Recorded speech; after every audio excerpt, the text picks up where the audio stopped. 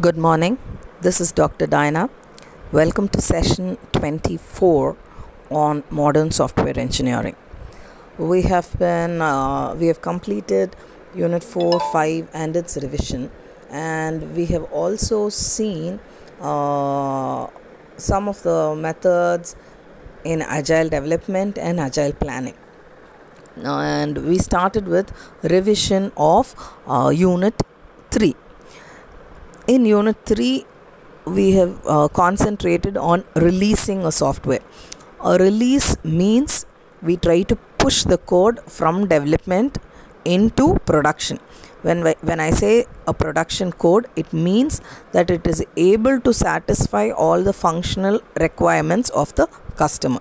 Whatever services or features the customers want, we have coded them and we have completed the done checklist also, and we have accomplished the task.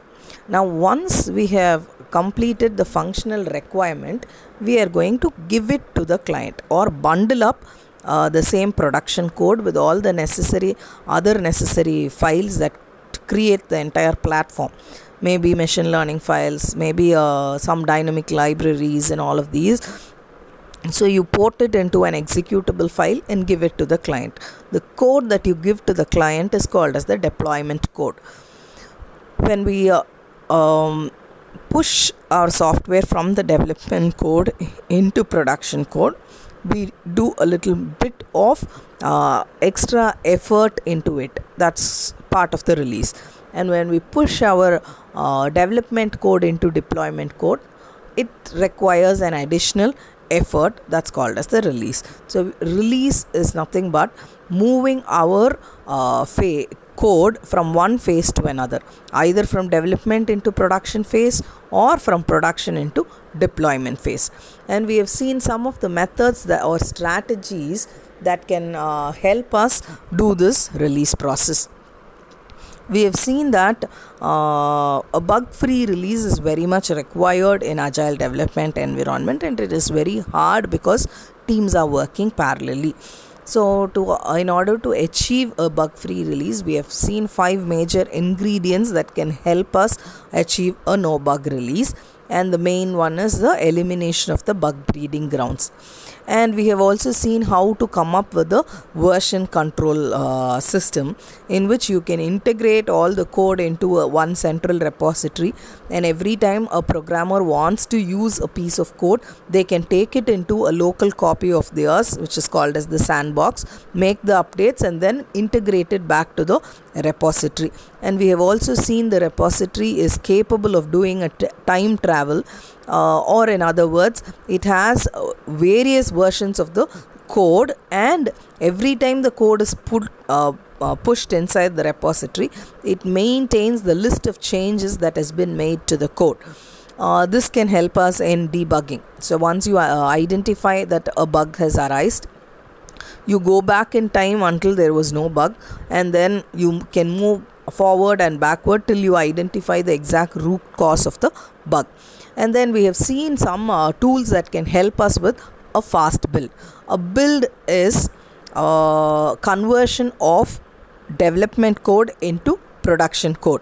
A development code is the software that you have developed with all the required functionality. You have tested them and completed them, and you have put inside your repository. Now whatever code is there in the repository should work on the client machine. To ensure this, you add all the platform based, machine based and the language specific files to this production code, bundle it together and then give it to the client. This process of bundling up your production code with all the other necessary files is called as building. So we have seen some of the tools that can help us with an automated build.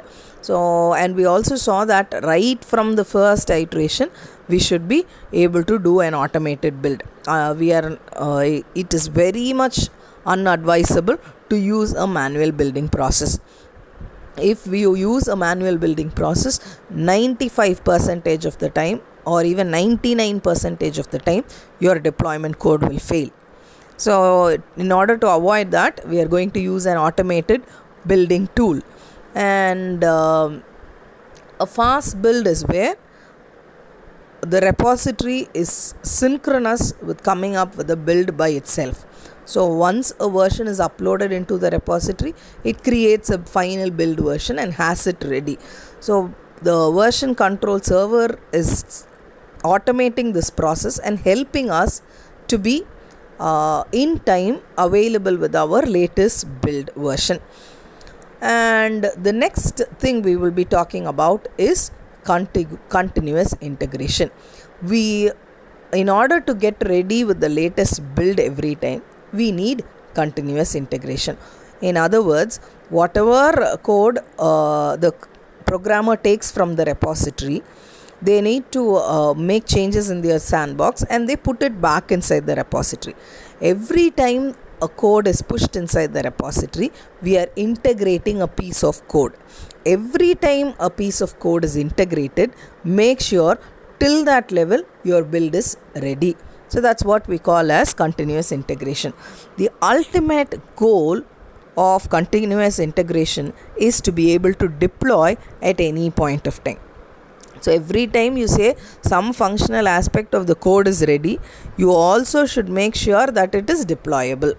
Continuous integration is a better approach. It keeps everybody's code integrated and builds the release infrastructure along with the rest of the application. So it's a continuous process of integrating and having your build ready.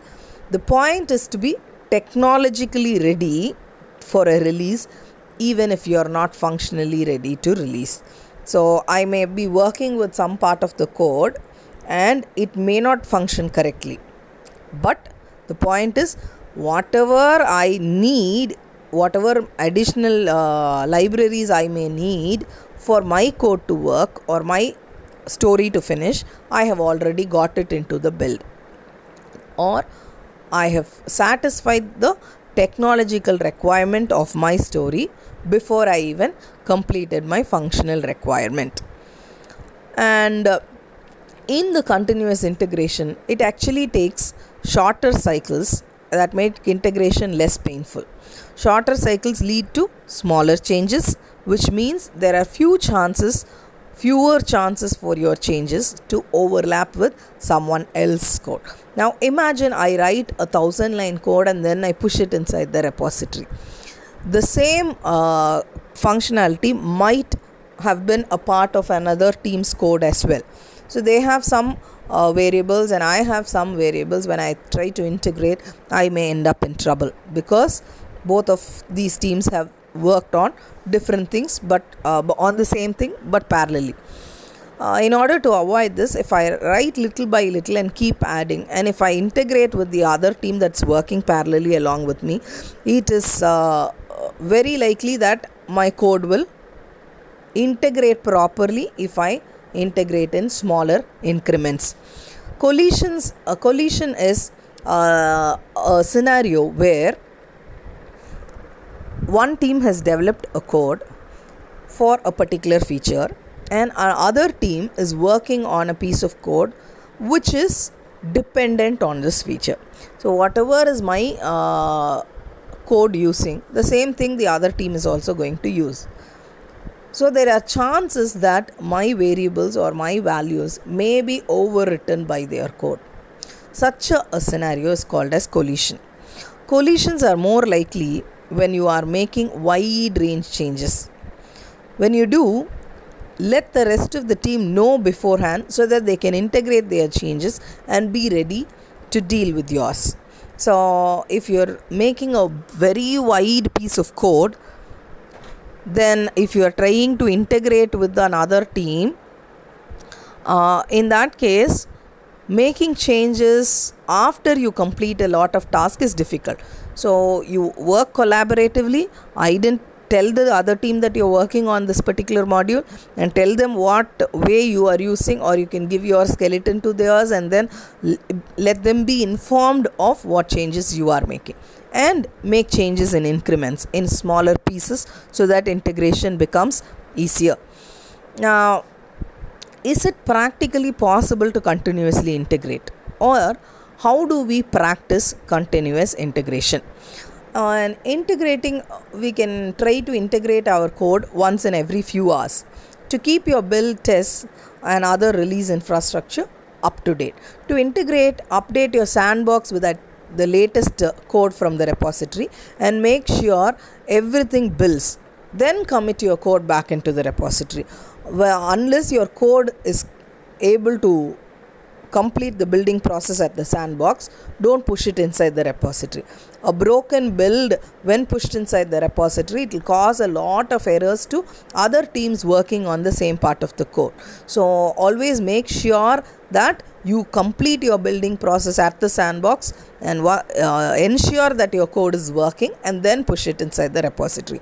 And every time you want to stall your code, you push it inside the repository and then download another latest version of from the repository before you start your work on the sandbox. To guarantee this, we are going to use a continuous integration script. This continuous integration script guarantees an always working build. So you have to solve two problems for this always working build. The first one is you need to make sure that what works on your computer will work on anybody's computer. This is really difficult. How often have you heard the phrase, but it worked on my machine? The same thing. So if it works on your computer, it should be able to work on any other computer. So you should be making your code portable or adding everything that is required from your machine to allow your production code to work on another machine. This building process is essential. The second thing is you need to make sure nobody gets code that hasn't been proven to build successfully. So unless you are able to build your code successfully, don't propagate your code to others, or don't push it inside the repository so that others start making use of it. So there are two major concerns in achieving this. The first is to update the repository properly, and then to integrate inside the repository properly. So to update in the repository, check that the integration token is available. If it isn't, another pair is checking in unproven code, and you need to wait until they finish. So if you update the repository, check for the integration token. Get the latest changes from the repository. Others can get changes at the same time, but don't let anybody take the integration token until you finish. So until you finish, you don't give the integration token to anybody, or in other words, you are locking other people from using your code until you complete your successful build. And then the second step is to integrate. When you integrate, update from the repository, follow the previous script, resolve any integration conflicts, and run the build once again to prove that the update worked. Now get the integration token and check in your code after that. Go to the integration machine, get the changes, run the build, and include all the tests that are possible. Then you replace your code with a new integration token. So until there is an integration token, only that version of code will be distributed to others. That can help lessen the propagation of errors to others piece of code. And when there is a bug, it is very natural that everybody starts blaming the other person and then say, the bug was not mine, I didn't develop it, I didn't mean to put that piece of code inside the repository, and all such stories. So the next part is to avoid coming up with the bad code ending up in the repository. That happens when we take ownership of the code that we develop. This is called as the collective ownership. Now, collective ownership means we are all responsible for some high quality code. Collective code ownership spreads the responsibility for maintaining the code to all programmers, irrespective of who has been developing. So to initiate this process, we are going to write the best code that we can. And if I have failed somewhere, and if someone else, and if I see that there is a bug in the code, I don't go looking for who has created the bug. I try to resolve it myself. So fix problems no matter where you find them. Don't try to identify the person behind that code. You just try to recover from the code. This is collective code ownership is very, very essential when you come to exactly doing collective code is very, very essential when you start talking about perfect agile development strategies. And when you have some unfamiliar code which you are not sure, then you can look for help from other people. So you can take help from other teams in resolving if you identify a bug. And the last aspect is, once you have completed all your coding, once you have got your build ready, the last thing is to give it to the client. That is, when we give to the client, it is not just the code that we give, we also give another accessory called as the documentation. So documentation is anything that helps us communicate necessary information effectively. So I need only necessary information and I need to communicate it effectively. Unless it does these two aspects, it cannot be called as documentation. Documentation is not writing 200 lines of explanation to what you have done in your code. It is conveying necessary information effectively.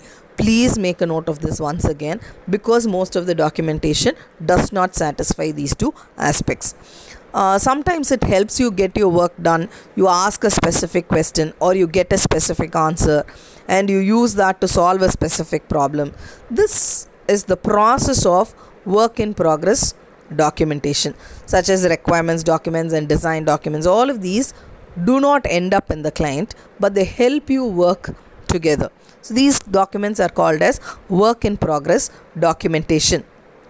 And the other form of documentation, it's like a communication that provides business value, as with the product document. So it can be used as a user manual, or it can be the API document that goes with your product spec. So all these form a different category of documentation called as the product documentation. The third type of documentation supports a long-term viability of the project by ensuring that important information is communicated to future workers. This helps in the maintenance of your software. I have delivered everything to the client. After 2 years, the client comes up back to the developer and asks for some changes. In that case, I should be able to know what happened 2 years back, and I should be able to pick the correct code to make some certain changes. This is very, very essential. This is called as the handoff documentation. A handoff documentation ensures that important information or important decisions taken while development is available for the future developers. Now, all these methods help us by giving us most information about your document or your production code, and it helps us to deliver all of these to the client. The process of delivering things to the client is going to be called as release. So all our aspects have helped us give the best release to the customer. These not only most of these, as we can see, they are day-to-day practices. They are small practices that everybody can adopt, but on a daily basis, sticking on to this practice is becoming difficult. So that's what is the major achievement in the agile development strategies. So in agile development, we are not only going to concentrate on what we did on day one, we are going to continuously take an effort from our end to make sure until the date of delivery to the client, we are going to stick on to and then follow these same principles. And when we try following these same principles over and over again, it becomes a habit in the development process. Once you develop these best practices, it can help you deliver your code in a better way, in an effective way, and in a very time constrained way. That's a major change which we see from the traditional software development and the agile software development. In Agile, we have been concentrating on working parallel and making use of the best practices. So, with this, we are actually concluding on Unit 3. We have completed our revision on Unit 3, 4 and 5 as of now. We will be starting with the revision on session Unit 2 in the next session. This is Dr. Diana signing off for now. Thank you one and all.